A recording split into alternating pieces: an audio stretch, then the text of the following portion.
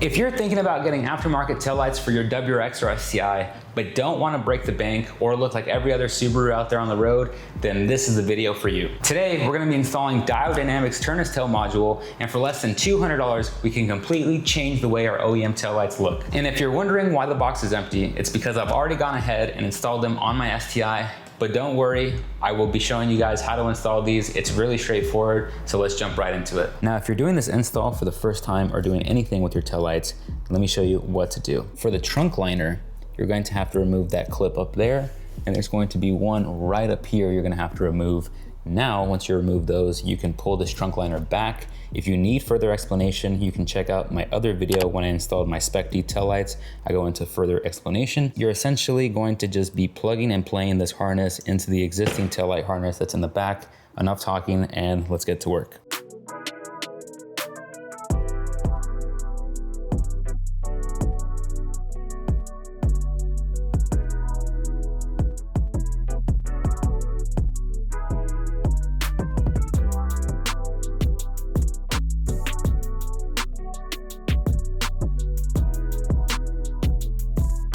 Now that we have installed our Diode Dynamics turn-less tail module, I want to mention one thing I didn't cover. So they are nice enough to include this extra wire here along with a T-tap connector, so we can splice into the wire of our choice, the green, black, yellow, or red wire, so we can repurpose that existing turn signal bulb into something like this. The green would be a backup light, the red would be a turn signal, yellow would be a running light, or the black have different options. But if we're going to do that, we're going to have to install their LEDs because the LEDs draw less power than the bulbs that are currently in there.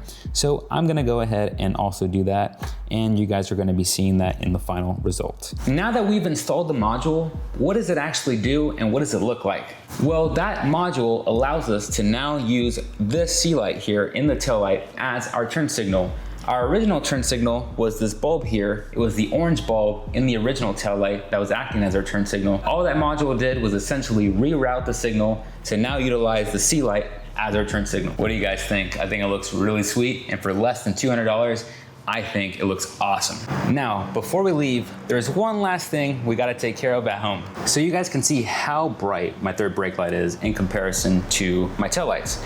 That's because in an earlier video, we actually split the taillight housing completely open, and I spray painted the inside of it black to get rid of the chrome housing.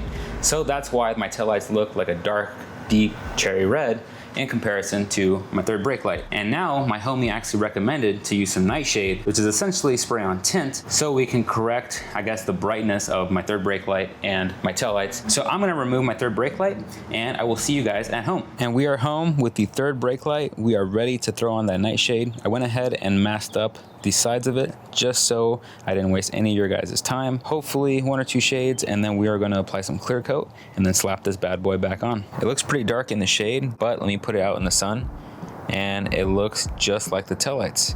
So the only thing left to do is to throw on some clear coat, just because right now it looks really glossy, but if I don't put on clear coat, it's gonna lose that gloss and it's gonna start fading. And then tomorrow we'll reinstall this. I'm gonna be honest with you guys. I was really worried, thought I was gonna have to redo this whole process, because you guys can see the tail lights on top are dark, and as they go down, it gets bright. But the third brake light is just as dark as the top of the tail lights here. I think it's a pretty close match. And I'll be honest, it looks even better with the tail lights on. This is what really sold me. With the tail lights on, I think it really completes the look.